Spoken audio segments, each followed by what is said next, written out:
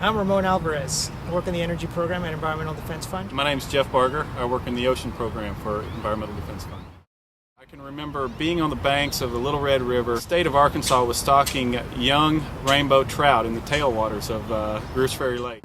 And I remember sitting out on the bank of the river with my dad using canned corn and throwing a line out and catching rainbow trout just as fast as we could pull them in. My first fishing memory is going out as a kid to a little creek in my grandfather's farm or ranch. He drove me out in his big old polluting vehicle, took out his fishing pole and was casting to this little creek, catching little fish, and I just remember how cool that was. I prefer fly fishing only because there's so much life going on in there. Just getting into that cycle and trying to figure out what the fish are eating and trying to get them to take something that looks like what they're eating is a pretty just challenging and rewarding thing when you can succeed.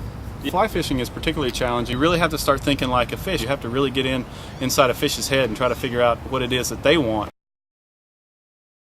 The perfect fishing day, great river with a canyon nearby. You know, you catch a few fish, you enjoy the scenery, and then you hang out with your buddies, and nothing like having a beer on a river to feel like you're really getting away. Perfect fishing day for me is really any day out on the water.